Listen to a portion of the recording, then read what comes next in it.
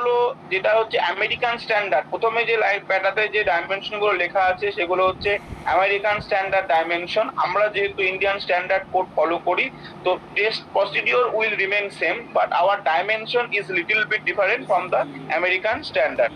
ওকে, তো আমাদের এই প্রথমের দিকে যে বারবার বলছি, প্রথম দিকে যে ডাইমেনশন গুলো লেখা আছে সেগুলো পড়ার দরকার নেই। আমরা পড়বো কোনগুলো? আমরা পড়বো হচ্ছে নিচের দিকে যে ডাইমেনশন গুলো লেখা আছে সেইগুলো। অ্যাকচুয়ালি ওভারঅল ব্যাপারটা একটু বলে দিই, ছবিটার দিকে তাকা কি হয়। সবাই আশা করি এই ফিগার 17.1টা দেখতে পাচ্ছিস। একটু তোরা নিজের সুবিধা মতো জুম করে নে নিজেদের স্ক্রিনে, তোরা নিজেদের সুবিধা মতো স্ক্রিনে জুম করে নে। দেখ ভালো করে যদি লক্ষ্য কর কি লেখা আছে। মানে এই ইনস্ট্রুমেন্টটা অ্যাকচুয়ালি তিনটে জিনিসের কম্বিনেশন। তিনটে জিনিস মানে হচ্ছে আমার তিনটে আলাদা আলাদা, আলাদা বলবো না, তিনটে ইকুইপমেন্ট একসাথে এখানে মার্চ করা আছে। একদম নিচে যেটা দেখতে পাচ্ছিস, আচ্ছা এটাকে একটা কাজ করি, এটা তো অ্যাকচুয়ালি ক্রস সেকশনাল ভিউ। এটা আমি একটা অ্যাকচুয়াল ইমেজ আমি তার সার্চ করে দেখাচ্ছি তোদের। Standard proctor test there are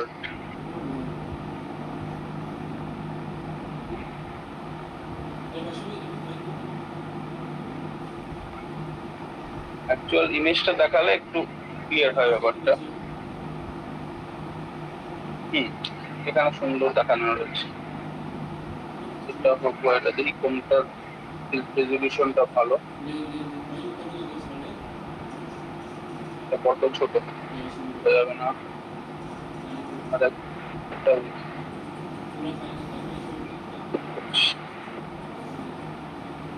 ছোট এটাকে আমি ডাউনলোড করব।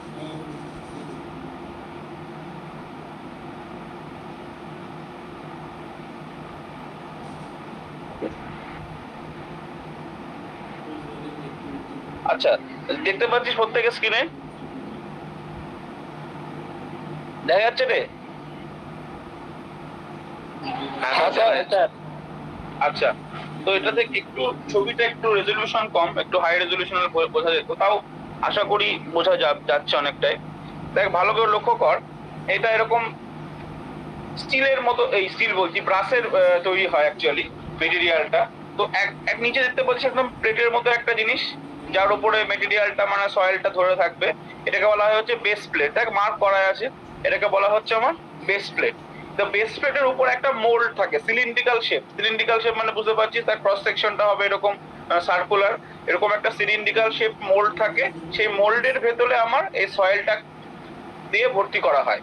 তার দুই দিকে এরকম তোর ক্লিপ লাগানো থাকে মোল্ডটাকে এই বেস প্লেটের সঙ্গে অ্যাটাচ করে রাখার জন্য। আর তার উপরে আরো একটা এক্সট্রা অ্যাটাচমেন্ট রাখা হয়, এটাকে একটা এক্সটেনশন বলছে। দেখ এক্সটেনশন বলে মার্ক করা আছে, এটাকে আমরা আর অ্যাকচুয়ালি বলি কলার, COLL। বইতে ছবিটা যখন লেখা আছে, এই যে ছবিটা লেখা আছে, এই কলারটাকে এর উপরের সঙ্গে অ্যাটাচ করা হয়। দেখ দুই দিকে ক্লিপ লাগানো আছে কলারটা। আর এই একটা লম্বা একটা লাঠির মতো দেখতে পাচ্ছিস, এটা হচ্ছে র্যামার। র্যামার মানে হচ্ছে যে ওজনটা আমি উপর থেকে ফেলবো এই সয়েলটার উপরে, তাহলে একটা লোড ফেললে তবে এই যে সয়েলটা কম্প্যাক্ট হবে। তারপরে কম্প্যাক্ট হওয়ার পরে সিলিন্ড্রিক্যাল মোল্ডে নর্মাল অবস্থায় আমি প্রথমে কি করতে হয়, এই যে মোল্ডটা খালি মোল্ড থাকবে, খালি মোল্ডের মধ্যে নর্মাল সয়েল নেব, আমি দিয়ে ভর্তি করে দেবো। তারপরে তার একটা ডেনসিটি পাবো। তারপরে আবার আমি এই সয়েলটাকে এবার উপরে কলারটাকে লাগিয়ে উপর থেকে আমি এই র্যামার দিয়ে লোড অ্যাপ্লাই করবো। র্যামারের একটা ওয়েট থাকবে নিশ্চয়ই, তারপরে কত উপর থেকে ওজনটা ফেলতে হবে তার একটা নিশ্চয়ই বলা থাকবে। সেগুলো সব ওই টেস্টের মধ্যে বলা আছে, আমি বলছি পরপর। তো প্রসিডিউরটা একটু বলে দিই বাংলায়। তো প্রথমে আমি নর্মাল অবস্থায় টেস্ট করালাম, তারপরে হচ্ছে কি আমি এই কলারটাকে উপরে অ্যাটাচ করবো। অ্যাটাচ করার পরে এই র্যামারটা উপর থেকে আমাকে ফেলতে হবে। ওই 25টা করে ব্লো দিতে হয়, যেরকম 3টে লেয়ার বা 5টা লেয়ার আছে এখানে দেখে নেবো আমরা, যেরকম কংক্রিটের ক্ষেত্রে পড়েছিলাম খানিকটা ওই ধরনের কনসেপ্ট। দেওয়ার পরে এই সয়েলটা কম্প্যাক্ট হয়ে যাবে, তখন উপর থেকে আমাকে এই কলারটাকে সরিয়ে নিতে হবে। কলারটাকে সরিয়ে নেওয়ার পর এই স্যাম্পলটা আবার আমি কি পাবো, ডেনসিটি বার করতে পারবো। আর ওয়াটার কন্টেন্টও আমাকে বার করতে হবে। ওয়াটার কন্টেন্ট বার করার জন্য কি করতে হয়, এখান থেকে একটা সয়েল স্যাম্পল নিয়ে আমরা কি জানি ওই হট এয়ার ওভেন আছে, 24 ঘন্টা রেখে দেবো, পরের দিন বার করে তার ওজন নেবো, তাহলেই ওই সয়েল স্যাম্পলটার মধ্যে কতটুকু পরিমাণ জল ছিল এটা বার করা যাবে। দিয়ে আমাকে সেই ওয়াটার কন্টেন্টের সাপেক্ষে যে ড্রাই ডেনসিটি তার একটা গ্রাফ আমাকে প্লট করতে হয়। এইটাই হচ্ছে আমার স্ট্যান্ডার্ড প্রক্টর টেস্ট। আশা করি বাংলাটা বোঝাতে পারলাম। এরপরে আমি তো চলে যেটা বইতে রয়েছে সেই জায়গাটা চলে আসি। বুঝতে পারছিস এই যে জিনিসটা, দেখ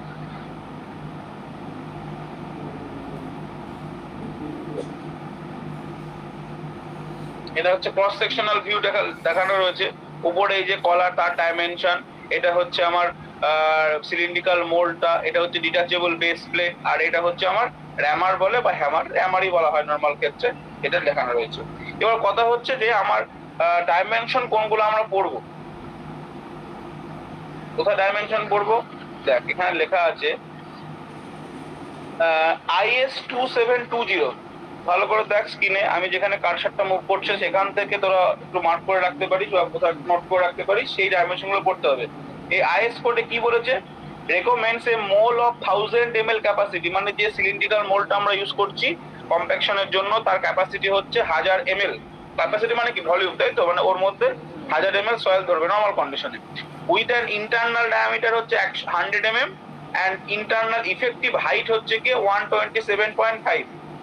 এবং এখানে 127.3 আছে, ওটা যেহেতু আমেরিকান স্ট্যান্ডার্ডে করেছে, আমরা এখানে লিখবো কত 127.5। আর ইন্টারনাল ডায়ামিটারটা সেমি আছে 100 mm। যেগুলো আইএস, বারবার বলছি আইএস কোড যে ডাইমেনশন বলেছে আমরা পরীক্ষায় কিন্তু সেই ডাইমেনশনটাই লিখবো। দ্য র্যামার মানে যে ওয়েটটা পড়ছে has a mass of 2.6 kg with a drop of 310 millimetre. মানে যে র্যামারটা আমরা ইউজ করছি কম্প্যাকশনের জন্য তার ওজন হচ্ছে কত 2.6 kg, আর ড্রপ হচ্ছে 310 মিলিমিটার, মানে হচ্ছে 310 মিলিমিটার উপর থেকে ওজনটা ফেলা হবে। ফিগার 7.1 শোজ দ্য, আচ্ছা এটা আইএস ভার্সন বলছে, আইএস ভার্সন, হ্যাঁ আইএস ভার্সনে বলেছে, কিন্তু এখানে 127.3 কেন, 127.5 হওয়ার কথা ছিল। যাই হোক, তাহলে আমরা ওটা ওই ফিগারটা এই অনুযায়ী করে দিয়েছি, তাহলে অসুবিধা রইলো না কিছু। এটা 3 করা যেটা তোরা 5টাই করবি, ঠিক আছে, এখানে 0.3 নয় 0.5 করবি। দেখ 0.2 আর জন্য কোনো অভিযোগের আপাতত যাবে না, এমন কিছু অসুবিধা নেই। তাও যেটা অ্যাকচুয়াল সেটা লেখাই ভালো, ছবিটা এখান থেকে করতে পারিস বা অন্য জায়গা থেকে করে নিতে পারিস। আচ্ছা এবার কিভাবে আমার কাজটা করতে হবে, এটা উপরে লেখা আছে দ্য টেস্ট উপরে একটুখানি জায়গায় চলে যা, এখানে দেখ লেখা রয়েছে the test consist in compacting soil at various water content in the mould. মানে আলাদা আলাদা ওয়াটার কন্টেন্ট জল মিশিয়ে আমি টেস্টটা করব in 3 equal layers, each layer being given 25 blows of the rammer drop. আচ্ছা এটার ক্ষেত্রে ওর হাইটটা দেওয়া আছে আমেরিকান কোডের অনুযায়ী। তো অ্যাকচুয়াল ব্যাপারটা হচ্ছে 3টে লেয়ারে আমাকে ফিল করতে হবে ওই সয়েলটা সিলিন্ড্রিক্যাল মোল্ডে, আর প্রত্যেকটা লেয়ারে 25 নাম্বার অফ ব্লো আমাকে অ্যাপ্লাই করতে হবে, ঠিক যেমন ভাবে আমরা কংক্রিটের ওই স্লাম টেস্টের জন্য যেগুলো করেছিলাম তোরা করতিস ওই ধরনের ব্যাপার স্যাপার। এবার বলছে কিভাবে টেস্টটা করবো, একটু দু এক লাইন পড়ে নি। About 3 kg of air dried and pulverized soil passing a 4.7 millimeter sieve is mixed thoroughly with a small quantity of water. প্রথমে সিভিং করে নিতে হবে 4.75 mm পাস সিভ, যে সয়েলগুলো থাকবে মোটামুটি 3 কেজি সয়েল নিতে বলেছে। The mixture is covered with wet cloth and let for maturing time of about 5 to 30 minutes for proper absorption of water. জল যেহেতু মেশানো হবে, যেহেতু ময়েশ্চারটাকে পুরোপুরি সয়েলের ভেতরে অ্যাবজর্ব করার জন্য টাইম দিতে হবে, সেটাই বলেছে। The quantity of water to be added for the first test depends upon the probable optimum water content for the soil. এবার কতটা পরিমাণ জল মিশালে মেশাবো সেটা আমরা তো প্রথমে জানতে পারি না, তো একটা আইডিয়া দেওয়া রয়েছে। The initial water content may be taken 4% for coarse grain soil and 10% for fine grain soil। মানে এই পার্সেন্টেজটা কিভাবে বলছে যে আমি 3 কেজি সয়েল নিয়েছি, তাহলে তার 4% হলে কত হবে, 3 কেজি 4% হলে তোমার 120 ml জল, যদি কেজি থেকে আমি লিটারে কনভার্ট করে নিই, তাহলে যদি আমার 10% হয় তাহলে 300 ml জল আমাকে মেশাতে হবে। তাহলে কোর্স গ্রেনের জন্য 4%, আর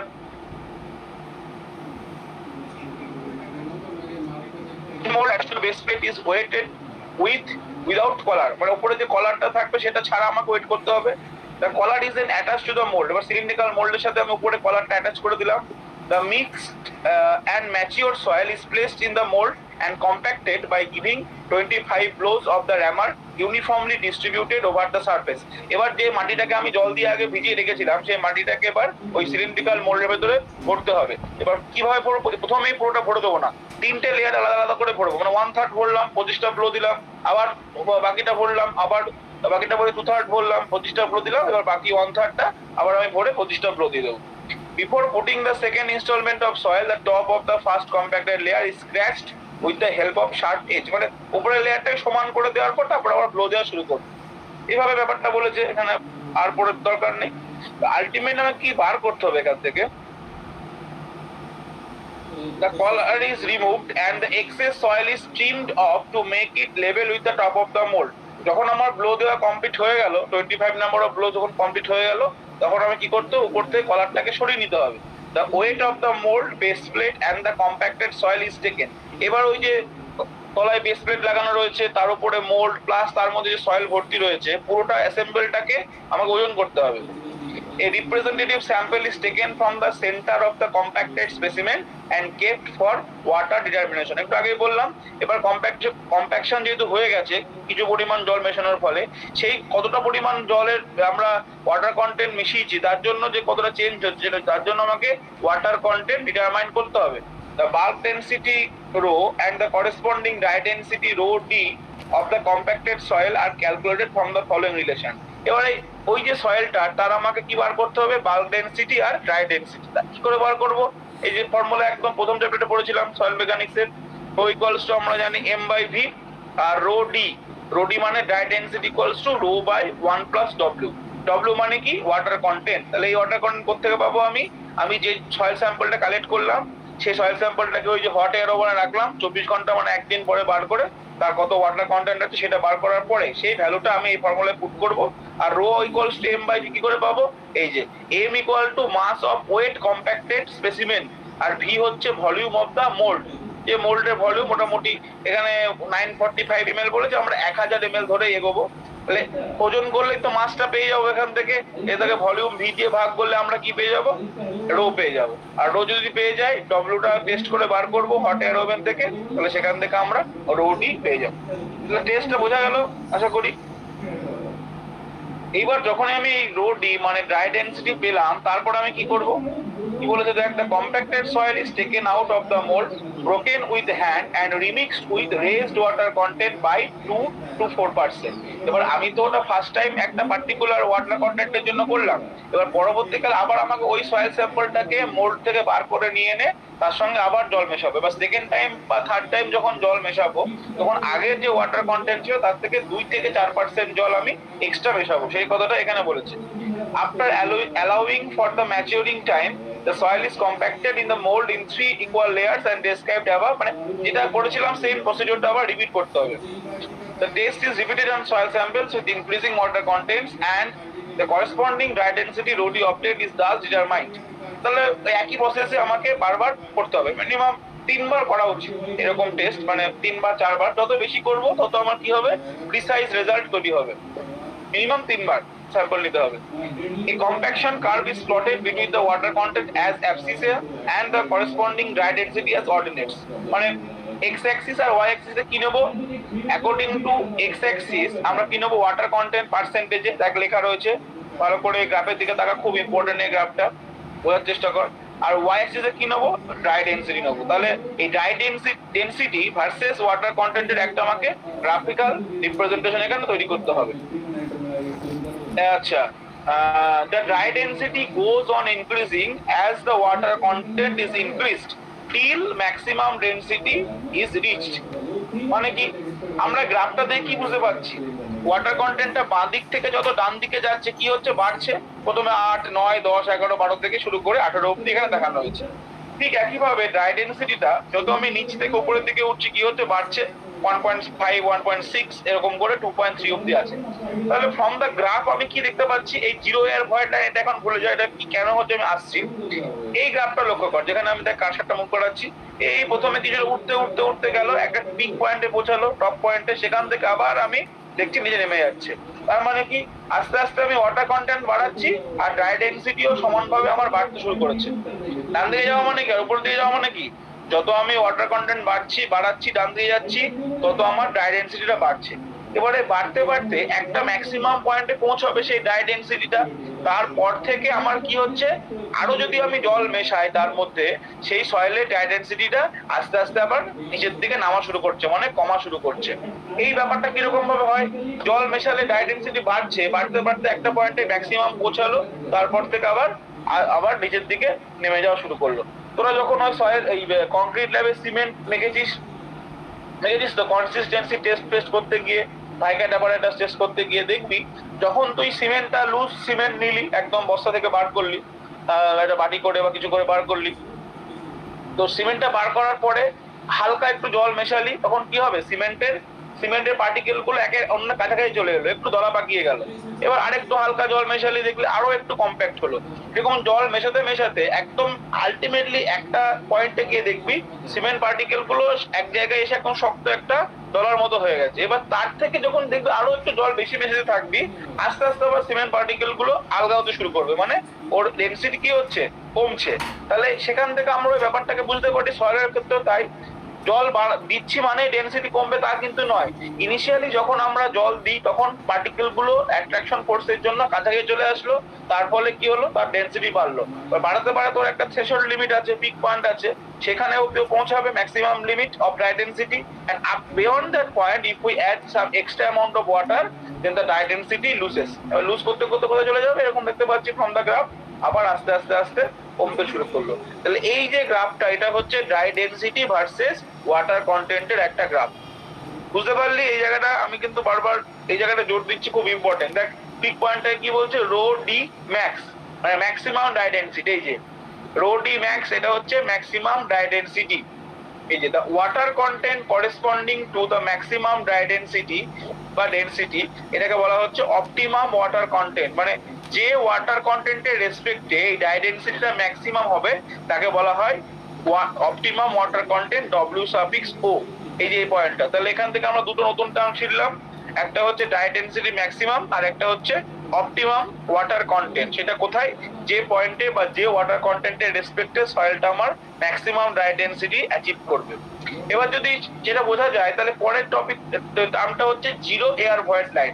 এই জিনিসটা কি, জিরো এয়ার ভয়েড লাইন, দেখ পরে লেখা রয়েছে, a line which shows the water content dry density relation for the compacted soil containing a constant percentage air void is known as air void line and can be established from the following relation। আচ্ছা, rho D বার করার একটা formula এরকম রয়েছে, আমরা 1 minus N এ, এটা first চ্যাপ্টারে পড়েছিলাম, 1 minus N A into G rho W by 1 plus W G. N A মানে কি, এন এ মানে হচ্ছে পার্সেন্টেজ এয়ার ভয়েড, এখানে শুধু এন লেখা আছে, এটা প্রিন্টিং মিস্টেক, এন এ হবে। এন এ মানে হচ্ছে পার্সেন্টেজ এয়ার ভয়েড, জি মানে স্পেসিফিক গ্র্যাভিটি অফ সয়েল, আর রো ডব্লিউ মানে specific gravity of water, W মানে ওয়াটার কন্টেন্ট, আর রো ডি হচ্ছে ড্রাই ডেনসিটি। তাহলে জিরো এয়ার ভয়েড লাইন কেন বলবো, তার মানে কি, এই রকম যদি আমি লাইনটাকে বলি, এই লাইনটা, যে লাইনটা হচ্ছে এই পিক পয়েন্ট থেকে, যেটা যখন থেকে আমার আস্তে আস্তে আবার ড্রাই ডেনসিটিটা কমতে শুরু করলো, তখন আমরা কি বলবো, এই সয়েলের ভেতরে আর কোনো ভয়েড প্রেজেন্ট নেই। তাহলে তার প্যারালাল যদি একটা লাইন আমরা ড্র করি, দেখ ডটেড লাইন দিয়ে দেখানো রয়েছে এখানে, তার প্যারালালি একটা লাইন ড্র করেছি, যে লাইনটাকে আমরা বলছি জিরো এয়ার ভয়েড লাইন। মানে এই পয়েন্টে আমি যদি যে কোনো একটা পয়েন্ট অ্যাজিউম করি, তার এগেইনস্টে যে ড্রাই ডেনসিটি বা ওয়াটার কন্টেন্ট হবে, তখন আমরা বলতে পারি সেই অবস্থায় সয়েলের ভেতরে কোনো আমার এয়ার ভয়েড নেই, ওই জন্য ওটাকে বলা হচ্ছে জিরো এয়ার ভয়েড লাইন। বোঝা গেল? এইবার ওটাই আমাকে ম্যাথামেটিক্যাল এস্টাবলিশ করেছে, the theoretical maximum compaction for any given water content corresponds two zero air void condition N A equals to zero. তাহলে জিরো এয়ার ভয়েড মানে পার্সেন্টেজ এয়ার ভয়েডের জায়গায় আমাকে জিরো বসাতে হবে। যদি তাই বসাই, তাহলে 1 মাইনাস এন এর জায়গায়, মানে এন এর জায়গায় জিরো বসলো, তাহলে এখানে এন এর জায়গায় জিরো বসলে কি 1 মাইনাস জিরো, তাহলে কি পড়ে থাকলো 1, তার মানে উপরে শুধু কি হলো, G rho W by 1 plus W G. খুব important formula, rho D equals to G rho W by 1 plus W G. Alternatively a line showing the relation, আচ্ছা এখানে একটা লাইন লেখা রয়েছে, the line showing the dry density as a function of water content for soil containing no air void, কোনো air void নেই, তাকে বলা হচ্ছে জিরো এয়ার ভয়েড লাইন। তাহলে এয়ার ভয়েড নেই মানে কি, মানে ভয়েড তো থাকবে কিন্তু ভয়েডের মধ্যে এয়ার নেই, তাহলে কি থাকবে, ভয়েডের মধ্যে জল আছে, তাহলে যদি পুরো ভয়েডটায় জল দিয়ে ভরা থাকে তখন তো আমরা কি বলি, স্যাচুরেটেড লাইন, মানে স্যাচুরেটেড সয়েল। তাহলে ওই লাইনটাকে আরেকটা নাম কি, zero air void line or saturation line and establish by equation, মানে যেটা বললাম 0W/1+WG, মানে জিরো এয়ার ভয়েড লাইন অথবা স্যাচুরেশন লাইন, দুটো আমার কিন্তু একই জিনিস, আলাদা নয়। এবার পরে একটা ইকুয়েশনটাকে একটু মডিফাই করেছি কিরকম ভাবে, alternatively a line showing the relation between water content and dry density for a constant degree of saturation S। এবার যদি আমি কনস্ট্যান্ট ডিগ্রি অফ স্যাচুরেশনটাকে কনসিডার করি তখন কি হয়ে যাবে, আর কিছুই নাই, এই WG যেটা ছিল তার সঙ্গে S দিয়ে আমার এটাকে ডিভাইড করতে হবে। Rho D equals to D rho W by 1+WG/S, মানে এটাই বলতে পারিস অ্যাকচুয়ালি বেসিক ইকুয়েশন। এবার তুই এস এর জায়গায় 100% বসা, এস এর জায়গায় যে লেখা আছে for S equals to 100%, equation 17.4 reduces to 17.3। তার মানে কি S 100% মানে কি ফুললি স্যাচুরেটেড সয়েল। এবার ফুললি স্যাচুরেটেড সয়েল মানে কি, ওই সয়েলের মধ্যে যা ভয়েডে আছে পুরোটাই স্যাচুরেটেড আছে, জল আছে, কোনো এয়ার নেই। তাহলে এয়ার নেই মানে কি, জিরো এয়ার। জিরো এয়ার মানে কি বলতে পারি, এই জিরো এয়ার ভয়েড লাইন। তাহলে এটা হচ্ছে আমার মেন ইকুয়েশন। এখানে এবার এস এর জায়গায় 100 বসালে আমরা কি পেয়ে যাবো, এই এসটা 1 হয়ে গেল। 1 হওয়া মানে কি 1+WG পড়ে থাকলো, ঠিক আছে। তাহলে এই গেল আমার হচ্ছে জিরো এয়ার ভয়েড লাইন এবং তার রেসপেক্টে আমার অপটিমাম ওয়াটার কন্টেন্ট আর ম্যাক্সিমাম ডাই ডেনসিটি। এই জায়গাটা কারো কোনো কনফিউশন আছে, কোশ্চেন থাকলে জিজ্ঞেস করতে পারিস। হ্যাঁ রে, কিছু বলছিস না তো, বুঝতে পারলি? হ্যাঁ স্যার। আচ্ছা,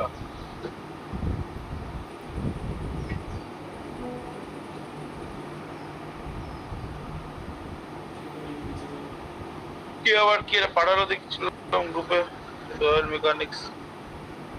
হ্যাঁ এই তো এই পিডিএফটা তো, এটা কে পাঠালি রে? পতাকা উঠছে লাল রঙের। আমি পাঠালাম। বিষ্ণু, আচ্ছা হ্যাঁ স্যার। বেশ, তাহলে পেয়েছিস যখন খুব ভালো। আচ্ছা ওই আমি, হ্যাঁ এই পিডিএফটা থেকে পড়াচ্ছি। হ্যাঁ, ও যখন পাঠিয়ে দিয়েছে গ্রুপে, খুব ভালো কথা, তোরা ওখান থেকে ডাউনলোড করে নিস, করে পড়ে নিস, ঠিক আছে? যাদের বই আছে তো খুব ভালো, কোনো অসুবিধা নেই।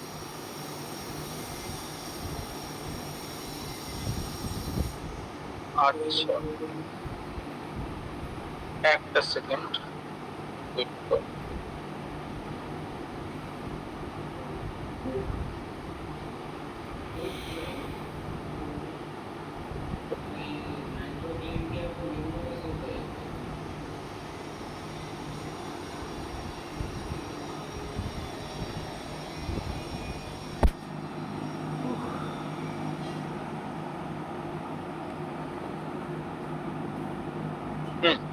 ওকে,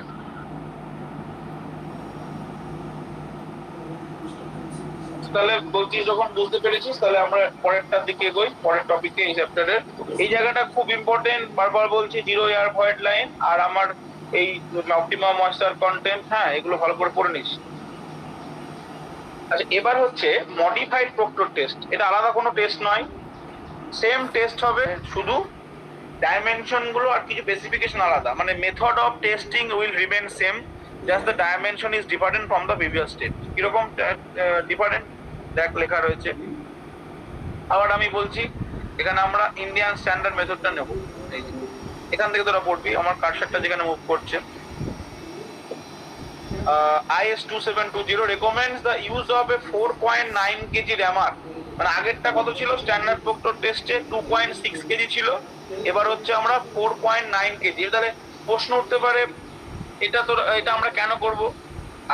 স্ট্যান্ডার্ড প্রক্টর টেস্ট করেই তো তৈরি হচ্ছিল সব জিনিসপত্র, তাহলে হঠাৎ করে আমাকে মডিফাইড কেন করার দরকার হলো?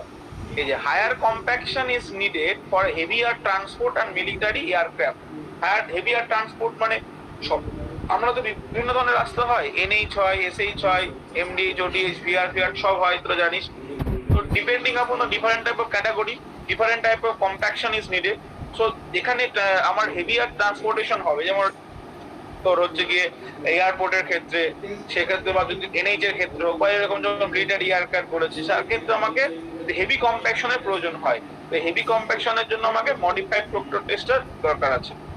তো সেখানে কি বলেছে, ওই যে 2.6 কেজি র্যামারটা হয়ে গেল 4.9 কেজি র্যামার। ড্রপ মানে কতটা উপর থেকে ফেলতে হবে জামারটাকে 45 সেন্টিমিটার বা বলতে পারি 450 মিলিমিটার। আগেরটা ছিল 310 মিলিমিটার হাইট থেকে ফেলবো, আর এটা হচ্ছে 450 মিলিমিটার হাইট থেকে। এই পার্থক্যগুলো কিন্তু মনে রাখতে হবে, দিতেই পারে পরীক্ষায়।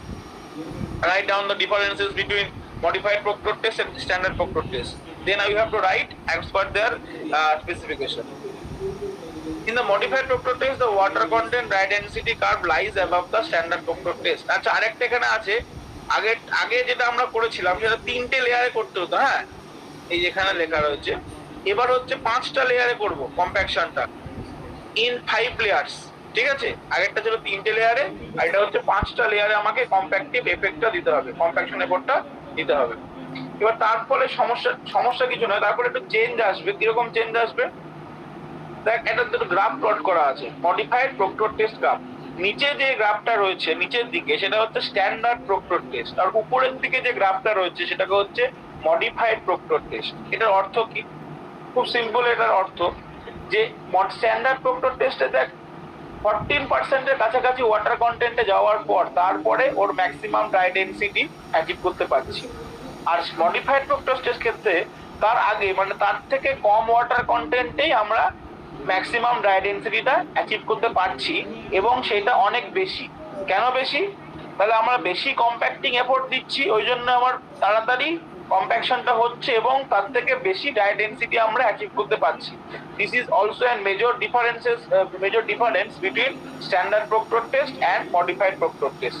যেহেতু কম্প্যাক্টিং এফোর্ট বা compacting energy is much higher in case of modified proctor test with respect to standard proctor test, that is why the value of optimum moisture content is less, but if বেশি কোনটা, the value of dry density is higher in terms of modified Proctor test. এটা কিন্তু আমাদের মাথায় রাখতে হবে, এটা একটা বেসিক ডিফারেন্স। আচ্ছা, নেক্সট এখান থেকে পড়ার মতো এগুলো দরকার নেই, কিছু নট নিডেড দরকার নেই। এই জায়গাটা একটু পড়ি, সেখান থেকে 2-1 নম্বর কোশ্চেন জিজ্ঞেস করে ফিল্ড কম্প্যাকশন মেথড, মানে অ্যাকচুয়ালি ফিল্ডে কিভাবে আমরা কম্প্যাকশনটা করি তার ইকুইপমেন্ট গুলোর নাম লেখা রয়েছে, আর কিছুই নয়। Vibration, various types of soil can be compacted in the field by 3 methods: rolling, tamping, R ramming. Rolling R tamping মানে যেটা ছিল আমাদের, র্যামিং আর ভাইব্রেশন যেটা আমরা আগেই পড়েছি। Corresponding to these various compacting equipments can be grouped under 3 categories: roller, rammer R vibrator. এগুলো আগেও জানিস তোরা। The rolling equipment are of 5 types: smooth wheel roller, pneumatic tire roller, sheep foot roller, lorries and pneumatic tire construction plant, track laying vehicles. ওই যে বিভিন্ন রকমের আমরা দেখি না জিনিসগুলো ইউজ হয় রোড রোলার টাইপসের, সেইগুলো এখানে নাম লেখা রয়েছে। এইগুলোর ছবি দেখলে ক্লিয়ার হয়ে যাবে, কারণ ছবিগুলোকে দেখে একটু সার্চ করিস গুগলে পেয়ে যাবি। এখানে কিছু তো কনসেপচুয়াল ব্যাপার নয়, নামগুলোকে মনে রাখতে হবে। এবার র্যামিং ইকুইপমেন্ট কি বলেছে? র্যামিং করার জন্য dropping of weight including piling equipment, internal combustion type and pneumatic type. আর vibrate equipment mounted on skid plates or rollers are 2 type: dropping weight type and pulsating hydraulic type. মানে এখানে নামগুলো লেখা রয়েছে, এখান থেকে আর কিছু পড়ার দরকার নেই, এইটুকু পড়লেই হবে। এগুলো পড়ে নষ্ট করার দরকার নেই। নেক্সট হচ্ছে 17.11, এটা পড়তে হবে। এটা হচ্ছে ফ্যাক্টরস অ্যাফেক্টিং কম্প্যাকশন, মানে এই যতক্ষণ আমরা যেগুলো বক পড়লাম কম্প্যাকশন এই সেই। এবার কি কি জিনিস আছে যেগুলো এই কম্প্যাকশন ব্যাপারটাকে এফেক্ট করে? কি কি জিনিস আছে লেখা রয়েছে? The various factors which affect the compacted density. মানে কম্প্যাকশন হলে কি হচ্ছে? ডেনসিটি চেঞ্জ হচ্ছে, তাহলে সেই কম্প্যাক্টেড ডেনসিটিটা কার উপর ভ্যারিয়েশন হয়, সেটা কি কি লেখা রয়েছে?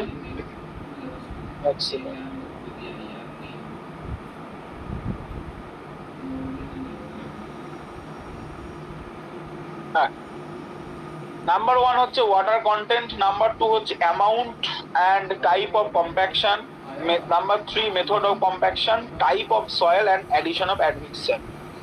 তো নাম্বার 1 হচ্ছে ওয়াটার কন্টেন্ট। তাহলে আমরা কি দেখলাম? ওয়াটার কন্টেন্টের সঙ্গে কি রিলেশন? যদি এত যে লেখা আছে, এত যদি দেখে ভয় লাগে, আমরা নিজেরা বানিয়ে লিখতে পারি। কি লিখবো সেটা এক্ষুনি বললাম একটু আগে, ডাই ডেনসিটি ভার্সেস ওয়াটার কন্টেন্টের যে গ্রাফটা আমরা দেখলাম সেটা দেখলেই ক্লিয়ার হয়ে যাবে। সেখানে আমরা কি দেখলাম যে ইনিশিয়ালি যদি আমরা ওয়াটার কন্টেন্টটাকে আস্তে আস্তে ইনক্রিজ করা শুরু করি, দেন দ্য ডাই ডেনসিটি আমার এক্সপোনেনশিয়াল ইনক্রিজ করবে। এবার ইনক্রিজ করতে করতে একটা ম্যাক্সিমাম পয়েন্ট পৌঁছাবে, যে পয়েন্টটাকে আমরা বলি ম্যাক্সিমাম ডাই ডেনসিটি। সেই ম্যাক্সিমাম ডাই ডেনসিটি অ্যাচিভ করার পর যদি ফার্দার আমরা ওয়াটার অ্যাড করি, মানে সেই ম্যাক্সিমাম ডাই ডেনসিটির এগেইনস্টে ওয়াটার কন্টেন্টটাকে বলা কি বলা হয়, অপটিমাম ওয়াটার কন্টেন্ট বা ওএমসি। অপটিমাম ওয়াটার কন্টেন্ট বা সংক্ষেপে বলা হয় ওএমসি। সেই ওএমসি যদি এক্সট্রা আমি জল অ্যাড করি তখন তার ফলে কি হয়ে যাবে, সেই ডাই ডেনসিটিটা আবার আস্তে আস্তে কমতে শুরু করে। তবে সেটাই হচ্ছে এই ওয়াটার কন্টেন্টের সঙ্গে একটা রিলেশন। এত কিছু যদি পড়ে না মনে রাখা যায়, আমার ওটা পড়লেও হবে। নেক্সট হচ্ছে অ্যামাউন্ট অফ কম্প্যাকশন। এবার অ্যামাউন্ট অফ কম্প্যাকশন মানে কতটা আমি কম্প্যাকশন এনার্জি আমি অ্যাপ্লাই করছি। এটা আবার একটু আগে দেখলাম ওই মডিফাইড আর স্ট্যান্ডার্ড পোর্ট্রেট টেস্টের মধ্যে, যত বেশি কম্প্যাকশন এনার্জি আমি বাড়াবো তত তাড়াতাড়ি আমার ম্যাক্সিমাম ডাই ডেনসিটি অ্যাচিভ হবে এবং হায়ার রেঞ্জে ম্যাক্সিমাম ডাই ডেনসিটি আমি অ্যাচিভ করব, আর অপটিমাম ময়েশ্চার কন্টেন্টটাও কম হবে, সেটা এখানে লেখা রয়েছে। এবার হচ্ছে method of compaction. Method of compaction মানে কোন মেথড, এই কিছু কিছু মেথড বললাম, ভাইব্রেশন, ট্যাম্পিং, সেই মেথড অফ কম্প্যাকশনের উপর ডিপেন্ড করবে, সেটা লেখা রয়েছে। এগুলো এত কিছু পড়ার দরকার নেই। নাম্বার 4 হচ্ছে টাইপ অফ সয়েল, মানে কোন ধরনের সয়েল, কোহেসিভ সয়েল না কোহেশনলেস সয়েল, তার জন্য কিরকম হবে দেখ এখানে আছে। আচ্ছা, এই গ্রাফের দিকে তাকা, জুম আউট করে দিই, তোরা একটু স্ক্রিনে জুম ইন করে দেখে নে কি বলেছে। দেখ figure 17.8, compaction curve for a range of soil types. এখানে বিভিন্ন ধরনের সয়েল লেখা রয়েছে। আচ্ছা দেখি তো মনে আছে কিনা, এইগুলোকে কি বলা হয়, CH, CL, ML, SW, GW, কে বলতে পারবে?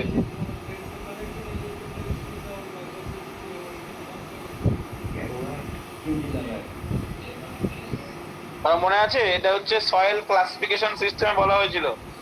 সিএইচ মানে কি, সি ফর ক্লে, আর এইচ ফর হচ্ছে high high compressible clay. CL মানে হচ্ছে L for low, low compressible clay. M মানে হচ্ছে সিল্ট, এম মানে silt, L for low, low compressible silt. SW মানে হচ্ছে ওয়েল গ্রেডেড স্যান্ড, জিডব্লিউ মানে হচ্ছে ওয়েল গ্রেডেড গ্র্যাভেল। তাহলে প্রত্যেকটা দেখ আলাদা আলাদা টাইপের সয়েল।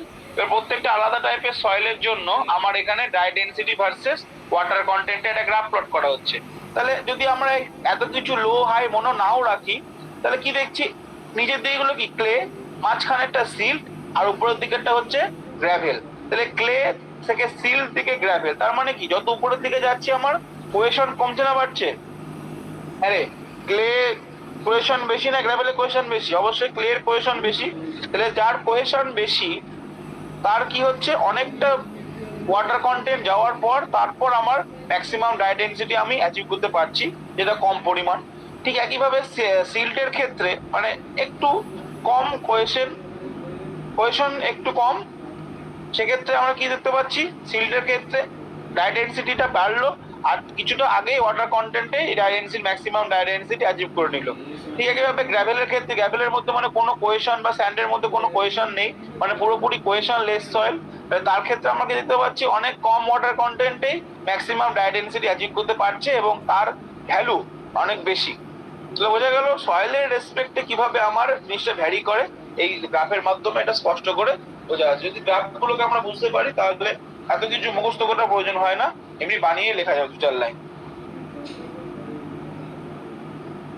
আচ্ছা এখানে আর বলার মতো, এবার অ্যাডমিক্সারের কথা বলেছে, কিছু স্পেশাল অ্যাডমিক্সার আছে যার ফলে সয়েল, মানে যেরকম আমরা কংক্রিটের ক্ষেত্রে অ্যাডমিক্সার ইউজ করি না, সয়েলের মধ্যেও কিছু অ্যাডমিক্সার ইউজ করা যায়, মানে সয়েল লাইমস, সয়েলের মধ্যে লাইম ইউজ করা যায়, সয়েলের মধ্যে সিমেন্ট ইউজ করা হয়, এরকম কিছু আরো বিভিন্ন ধরনের কেমিক্যাল অ্যাডমিক্সার আছে যেগুলো আমরা পরে চ্যাপ্টারে পড়বো।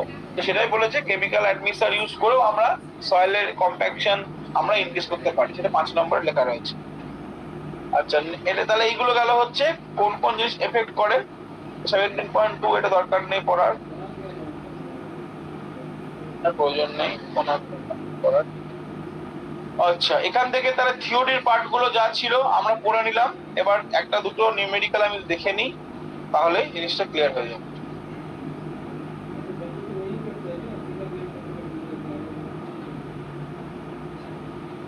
এটা বুঝতে পারছিস? দেখে ক্লাস করছে, খুব কম ক্লাস করছে, আর ঘুমোচ্ছে মনে হয় দুপুর বেলায়, তো দুটোর সময় খেয়ে ভাত খেয়ে ঘুমোচ্ছে।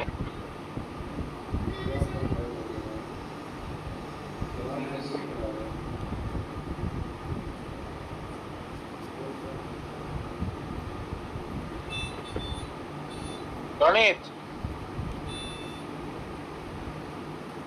এস স্যার, এস স্যার, বলেন। বুঝতে পারছিস তো? হ্যাঁ স্যার। ঠিক আছে।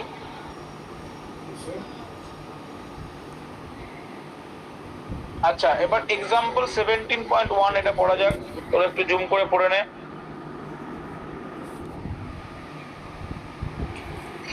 A laboratory compaction test on soil having specific gravity equal to 2.68 gave a maximum dry density of 1.82 gram per semi-cube and a water content of 17%.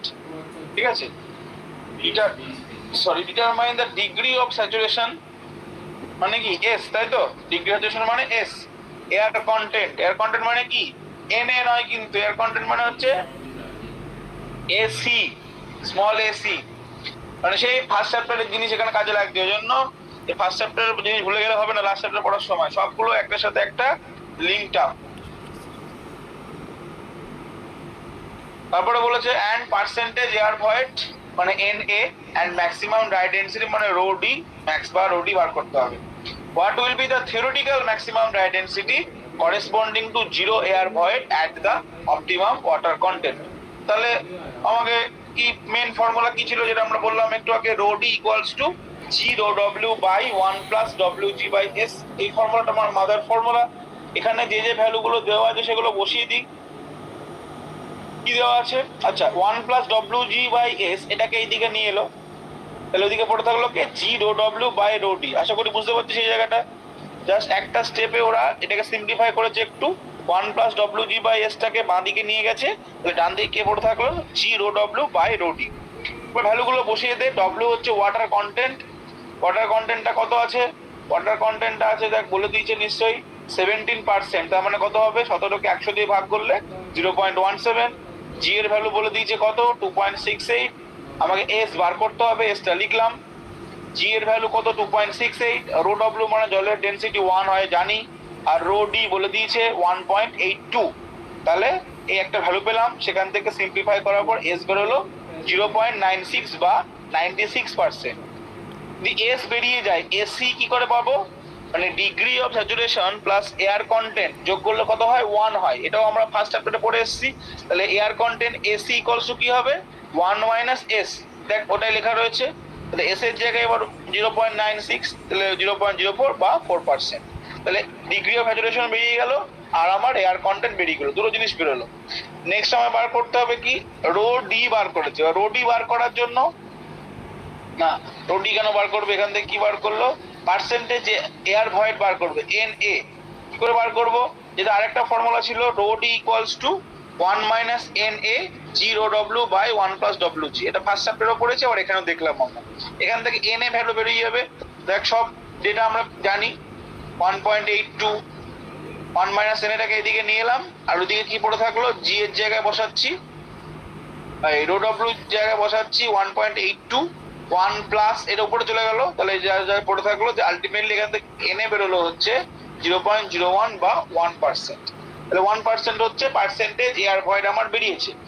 এই অবধি গেল। এইবার কথা হচ্ছে যে আমার নেক্সট জিনিসটা বার করতে বলেছে, what would be theoretical maximum dry density corresponding to zero air void at the optimum water content। তাহলে অপটিমাম ওয়াটার কন্টেন্ট মানে কি? Maximum dry density. তাহলে সেখানে কি পার্সেন্টেজ এয়ার ভয়েড আমার 0। তাহলে when Na equals to 0 হয়, তাহলে ডিগ্রি অফ স্যাচুরেশন কত হবে? এস এর ভ্যালু 1। তাহলে theoretical dry density at W equal to 17%। কেন W 17%? It is already given in the question। কতটা পার্সেন্ট বলে দিয়েছে। তাহলে এবার ওই যে প্রথমে যে ফর্মুলা লিখেছিলাম আমরা, সেটাই লিখবো, শুধু এস এর জায়গায় কত বসবে? 100% মানে 1। তাহলে এসটা আউট হয়ে গেল, কি পড়ে থাকলো? Rho D equals to G rho W by 1 plus W G. এবার দেখ সমস্ত ভ্যালু আমি জানি, বসিয়ে দিলাম 1.84 গ্রাম পার সেমি কিউব। এটা আমার অ্যান্সার।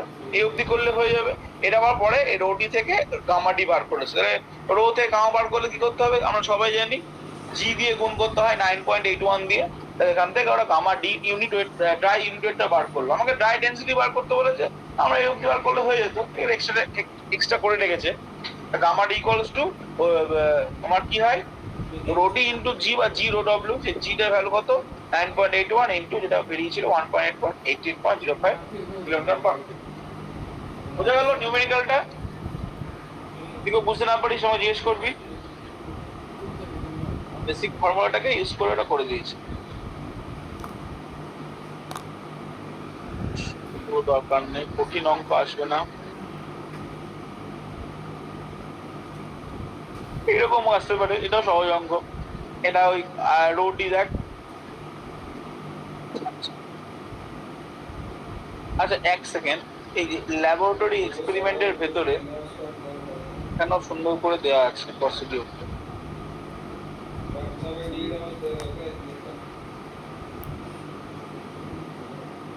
যেটা আমি, আচ্ছা এটা খুব সুন্দর, এটা আমি আগে খেয়াল করিনি। যেটা আমি প্রথমে বললাম না